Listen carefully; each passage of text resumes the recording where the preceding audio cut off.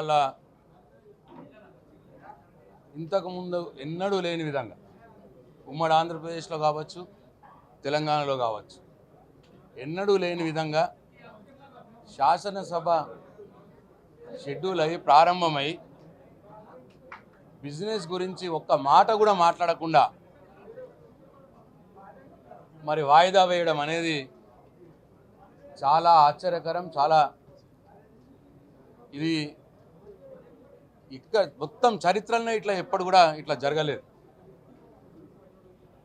వాళ్ళే చెప్పినారు 11 గంటలకు శాసనసభ, ఫస్ట్ 10 గంటలకు మా మంత్రివర్గ సమావేశం ఉంటుంది, 10 గంటల మంత్రివర్గ సమావేశం అయిపోగొట్టి 11 గంటలకు శాసనసభ పెడతాము అని చెప్పి వాళ్ళే చెప్పినారు. ఇవాళ 11 గంటలకు వచ్చినాం,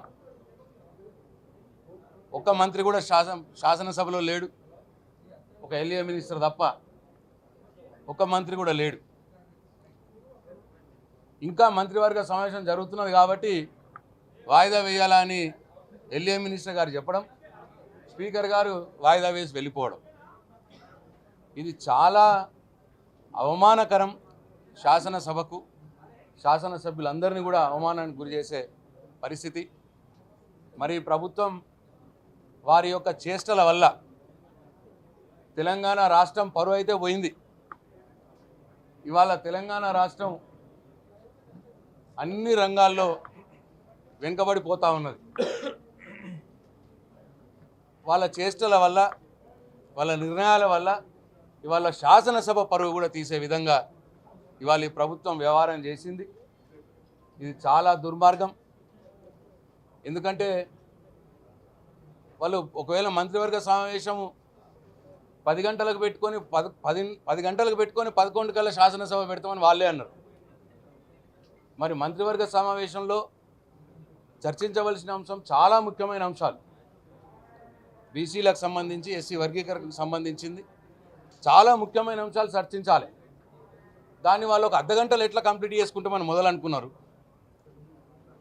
11 గంటలకు శాసనసభ పెడతామని ఎట్లా అనుకున్నారు.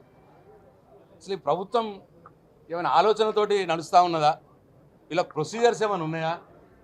మొత్తం సభ యొక్క సాంప్రదాయాల్ని, సభ యొక్క ప్రొసీజర్స్ని తుంగలో దొక్కి ఇవాళ శాసనసభను అవమానపరిచే విధంగా ఇవాళ ఈ ప్రభుత్వం వ్యవహారం చేస్తూ ఉన్నది.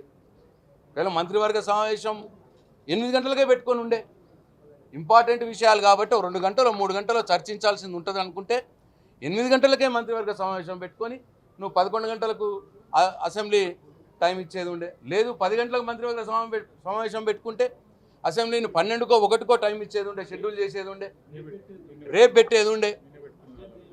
రెండు అంశాలని ఒకటే రోజు కంప్లీట్ చేయాలని ఆతృత. ఇటు బీసీ విషయం, ఇటు ఎస్సీ వర్గీకరణ విషయం, రెండు కూడా ఒకటే రోజు కంప్లీట్ చేయాలి. అదే రోజు మంత్రివర్గ సమావేశం పెట్టాలి, అదే రోజు మంత్రివర్గ నిర్ణయం జరగాలి. ఎందుకు ఈ ఆతృత? ఎందుకు ఈ ప్రొసీజర్లను తుంగలో దొక్కి ఎవరిని మభ్యపెట్టడానికి పనులు చేస్తూ ఉన్నారు వీళ్ళు? చిత్తశుద్ధి ఉన్నట్టా వీళ్ళకు? బీసీల మీద, ఎస్సీల మీద వీళ్ళకి చిత్తశుద్ధి ఉన్నట్టా? అసలు అసెంబ్లీ అంటే గౌరవం ఉన్నదా వీళ్ళకి? ఒక్క నిమిషంలోనే అడ్జస్ట్ చేయడం అనేది చరిత్రలో లేదు. ఇప్పటిదాకా అసెంబ్లీ చరిత్రలో ఇటువంటి సంఘటన జరగలేదు. దీన్ని తీవ్రంగా ఖండిస్తూ ఉన్నాం. అసెంబ్లీ సాంప్రదాయాల్ని, అసెంబ్లీ ప్రొసీజర్స్ని పాటించాలి. మరి ప్రభుత్వం మొత్తం తెలంగాణ పరువు తీసేస్తున్నది, తెలంగాణ శాసనసభ పరువు తీసేస్తున్నది. ఎక్కడికి తీసుకుపోతారు ఇది అర్థం కావట్లేదు.